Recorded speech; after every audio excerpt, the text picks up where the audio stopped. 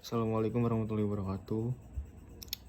Perkenalkan, nama saya Ilham Fajri Radiansa dengan NIM 21221081, kelas A2 Teknik Industri. Di sini saya akan membacakan materi tentang teori probabilitas dan Monte Carlo bab 2. Bab ini menjelaskan hubungan antara simulasi kejadian diskrit dan teori probabilitas secara umum. Selain membuat animasi yang membangun wawasan, kami berpendapat bahwa model simulasi peristiwa diskrit pada dasarnya adalah kalkulator untuk memperkirakan nilai yang diharapkan atau rata-rata distribusi. Oleh karena itu, mengingatkan diri kita sendiri tentang definisi nilai yang diharapkan sangat penting untuk memahami teori simulasi dan jenis kesalahan yang muncul dalam praktik simulasi. Bab ini berfokus pada masalah prediksi waktu, pendaftaran, dan pemungutan suara pada pemilu mendatang. Masalah ini mencakup sederhana sehingga dapat diselesaikan tanpa simulasi. Oleh karena itu, dapat digunakan untuk mengajarkan simulasi suatu kasus yang jawaban sebenarnya telah diketahui. Simulasi memperkirakan nilai yang diharapkan dengan kesalahan. Oleh karena itu, contoh ini memungkinkan evaluasi kesalahan dari simulasi. 2.1 Variabel acak dan nilai yang diharapkan. Bagian ini memberikan tinjauan teori probabilitas dasar. Jika pembaca dapat yakin menentukan nilai yang diharapkan untuk variabel acak, kontinu, dan diskrit. Kami mendefinisikan variabel acak sebagai angka yang nilainya tidak diketahui pada saat perencanaan oleh perencana.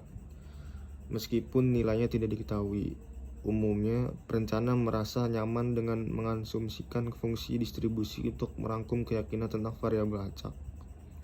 Jika variabel acaknya diskrit, yaitu hanya dapat mengasumsikan sejumlah nilai yang dapat dihitung, maka fungsi distribusi disebut fungsi massa probabilitas. Fungsi distribusi ini tidak menyerupai distribusi probabilitas yang sering ditemui, yaitu distribusi probabilitas yang terkenal dan khususnya untuk John Doe pada saat dia membuat deklarasinya.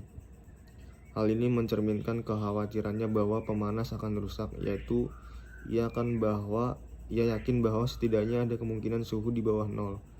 Definisi nilai yang diharapkan dari variabel acak X dengan fungsi kepadatan probabilitas kontinu didefinisikan sebagai distribusi khusus seperti memberikan tantangan khusus untuk memperkirakan nilai yang diharapkan. Hal ini terjadi karena hanya ada sejumlah kasus yang terbatas di mana kita mempunyai anti turunannya untuk langsung menghitung nilai pada persamaan. Tidak ada anti turunan yang diketahui untuk fungsi tersebut. Bisa jadi waktu tunggu seorang pemilih dipengaruhi oleh banyak faktor seperti kerusakan mesin dan tingkat kedatangan pemilih lainnya. Dengan menggunakan distribusi terkenal ini, kami mendapatkan akses ke rumus yang telah ditetapkan sebelumnya, yang menghubungkan parameter yang menggambarkan asumsi distribusi kami dengan main dan properti lain dari distribusi ini. Dalam buku ini, kami fokus pada 4 distribusi berkelanjutan yang telah dipelajari dengan baik atau terkenal. Yang pertama ada seragam, kemungkinan besar berada di antara A dan B. Yang kedua ada segitiga, harus lebih besar dari A, kemungkinan besar M, dan harus lebih kecil daripada B. Yang ketiga ada eksponensial, bisa di mana saja pada kisaran 1 per K. Yang keempat ada normal, dalam rentang 3R dari asumsi rata-rata I. 2.2 Interval keyakinan. Selanjutnya kami meninjau pendekatan standar untuk memperoleh interval kepercayaan untuk rata-rata variabel acak berdasarkan data. Karena rincian ini sangat penting dalam konteks buku ini, bahkan pembaca yang mempunyai pengetahuan yang baik tentang statistik dasar mungkin ingin membaca bagian ini dengan cermat. 2.2.1 Metode konstruksi interval keyakinan. Dan dinyatakan bahwa intervalnya sama dengan X bar kurang lebih setengah lebar, di mana biasanya A sama dengan 0,05 dan nilai TA per 2 N-1 ditemukan dengan melihat tabel 2.1 dalam menerapkan rumus pada 2.7 dengan nilai keseluruhan A sama dengan 0.05 dan N data. Kita akan mencari nilai dengan 0,025 dan DF sama dengan N-1. Periksa apakah masuk akal untuk mengasumsikan bahwa data individual berasal dari distribusi normal yang independen dan terdistribusi secara identik.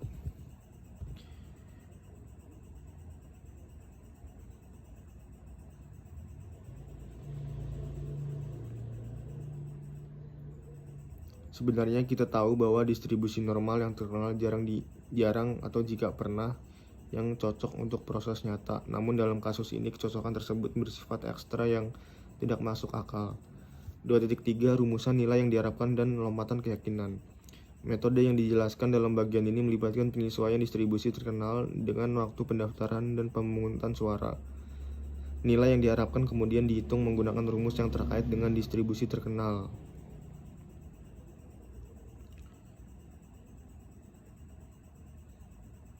Untuk mengembangkan keluaran ini menggunakan input analyzer.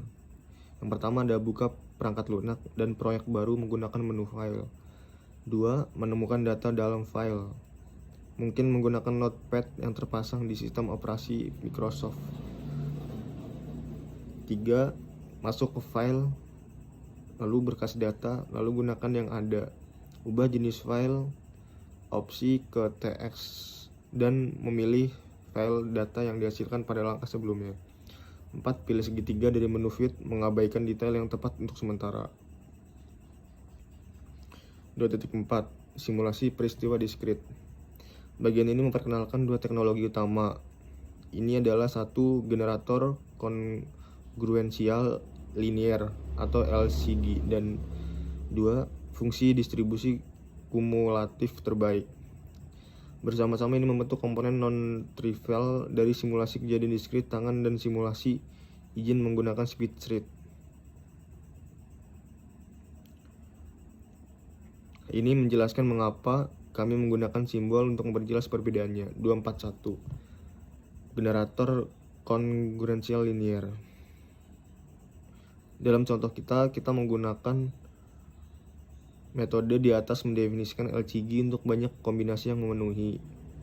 Kualitas dari angka acak sangat bergantung pada pilihan spesifik dengan angka yang umumnya lebih besar menghasilkan rangkaian UI acak semu yang semakin berseragam.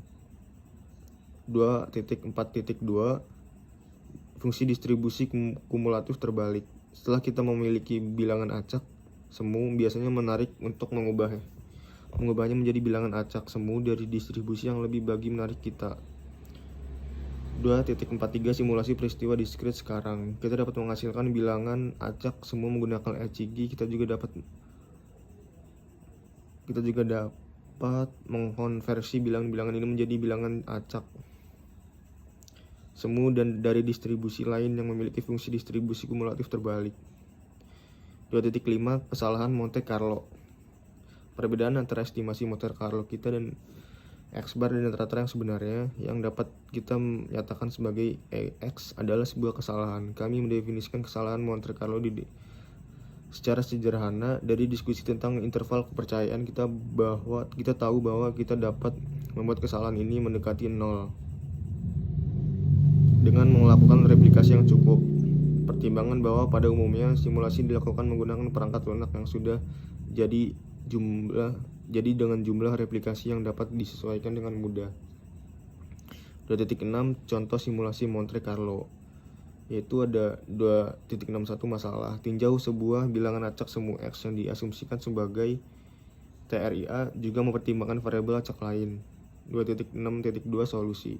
Strategi keseluruhannya adalah menghasilkan bilangan acak semu Y2 dan menggunakan rata-rata sampel untuk mengestimasi rata-rata sebenarnya.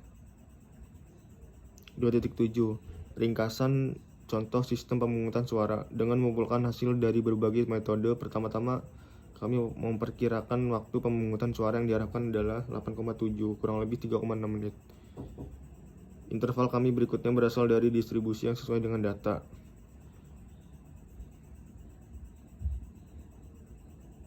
Kami fokus simulasi lain dari waktu yang tunggu yang diharapkan untuk kasus-kasus tambahan membutuhkan simulasi Monte Carlo atau diskrit.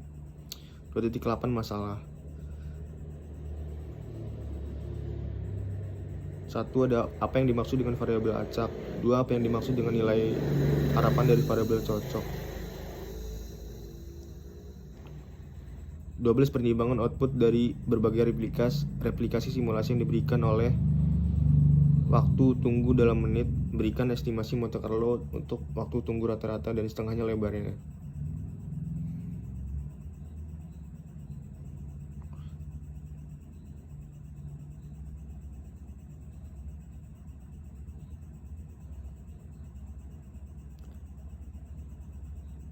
Sekian dari saya, kurang lebihnya mohon maaf.